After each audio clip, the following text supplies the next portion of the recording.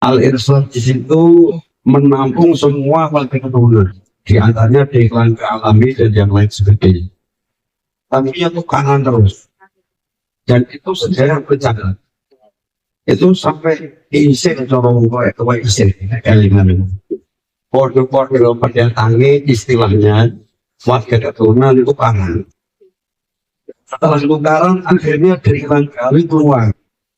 Tapi sebelum itu Nahdlatul Ulama sudah dibentuk pada tahun 1926. Kemudian dari warga keturunan Yaman yang sebelum itu sudah masuk di organisasi Al-Irsyad, ini membuat organisasi sendiri pada tahun 1928 dan disebut dengan MA Robutoh Al-Awali. Lah ini yo semua angen-angen. Nek memang mungkin mau orang anu ae. Ya, mau angen-angen. Apa lagi jenengan nanti biar tegas. Kalau dia memang betul-betul dan dia dari Nahdlatul Ulama, kenapa bikin organisasi sendiri 2 tahun setelah NU diresmikan? 1926 NU berdiri. Kemudian 1928 Robutoh Alawiyah dirikan. Apa kita? Kemudian kita jelas balik bahwa semua kita sebutkan Alawi karena itu bersumber dari Habib Alwi atau Alawi bin Ubaidillah.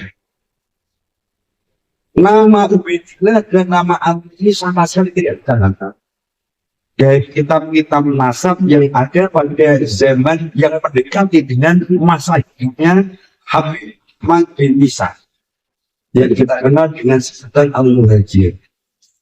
Itu tidak ada sama sekali. Bahkan ada salah satu ulama yang mengarang kitab nasab, kitabnya bernama Tahdhibul Ansab. Itu dikarang oleh Al-Imam Ubaidillah. Mau angen-angen ya.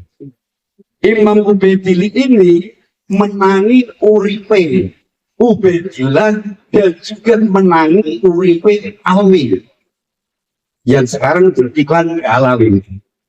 Bahkan pada saat mengarang kitab Tahdhibul Ansab ini, Al-Imam Al-Ubaidillah ini sudah berusia 62 tahun. Orang yang usianya di atas 60 tahun ini pasti bijaksana. Karena dia adalah seorang ulama. Dan kitab itu pula tidak ada namanya Ubaidillah, nenek moyangnya, jalur-jalurnya Habib yang ada di Indonesia. Tidak ada. Padahal itu menangi zaman usianya ketika Alwi ini meninggal wafat, Imam Ubaidillah ini usianya 62 tahun. Wong umur 9 tahun nyatet nak sampai Kanjeng Nabi. Ya, bila orang dijelmi. Jangan ya. Kok orang dicatat? Padahal kemudian semua Habib ini klannya adalah Alwi. Dari Alwi bin Ubaidillah bin Ahmad bin Isa Al-Muhajir. Wes to iya. Nanti keterputusan nasab ini sehingga sampai kepada Habib Alwi ini sebagai dialognya para Habib ini selama 550 tahun. 5 abad lebih tidak ada nama Imam Ubaidillah. Tidak. Jadi mulai kisah kitab nasab abad ke-5, abad ke-6, abad ke-7, abad ke-8, abad ke-9 awal itu tidak ada nama. Bahkan Al-Imam Fakhrul Razi ini mengarang kitab nasab, anaknya Habib Ahmad bin Isa ini hanya 3. Satu bernama Muhammad, yang kedua bernama Ali, dan yang ketiga bernama Husain. Karena saya orang LPM biasa besok masih pondok, saya akan bicara berdasarkan referensi data. Kalau tidak ada referensi kitabnya, no, tidak. Kalau jenis saya, jadi kitab nasab sudah bicara sampai abad ke-9 awal yang dikarang oleh para ulama ini tidak ada satu pun nama Ubaidillah sebagai gantungnya para hamba. mulai muncul kemudian di abad 10 awal. Dan mulai disebutkan pada abad 14 Hijriah oleh Al-Habib Ali Syastol. Itu mencuplik dari kitab Asul, mencuplik dari kitab Asli. Jadi pertama kali yang memproklamirkan bahwa nasabnya para habaib menyambung ke Rasulullah ini melalui Jairul Alwi bin Ubaidillah bin Ahmad bin Isa dan seterusnya, diawali dari kelompok mereka sendiri. Habib Ali Asy'ari terus 550 tahun. Kalau itu catatan itu selama 560 tahun.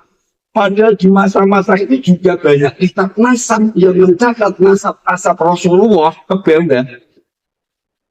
Sulit untuk seorang ilmuwan, untuk seorang pemikir, sulit kalau mengatakan bahwa Alawi ini nyambung jalurnya ke Rasulullah Muhammad. Tapi dengan cara saya 10 menit yang saya menghafal kepala. Mereka dari tawasul yang ada itu enggak ada itu kalau siapa seperti Jinan. Kemudian kalau itu acaranya NU, mestinya salah satu untuk wasilah kita nyambung ruhannya kita dengan masyarakat kita, dengan para muassis dan ulama, mestinya kan kita tawasuli. Sama halnya kita menyambung rohaninya kita dengan dan kesalahan. Selalu kita tawasuli. Dan kenapa setiap ijazah kok ada satu objek yang kita tawasuli? Setelah kita telisik ternyata banyak sekali sangat keilmuan dari guru kita yang jalurnya melalui Syaikhul Qadir Al-Jilani. Ini sejelas tentang nasab dengan cara kita apa? Dengan cara referensi yang jelas. Kemudian kita lihat dalam manaqib Syaikhul Qadir Al-Jilani meninggal yaumul Jumat tanggal 13 tanggal 11 Sangat wasitina wa khamsimi'ah.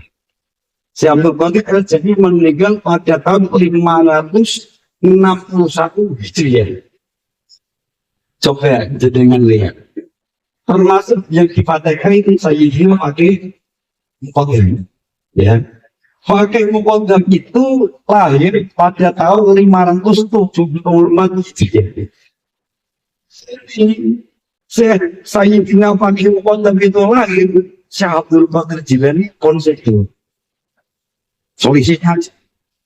Jadi kalau Syaikhul Qadir Jilani meninggal pada tanggal 11 Jumat, bulannya Rabiul Tsani tahun 561 Hijriah.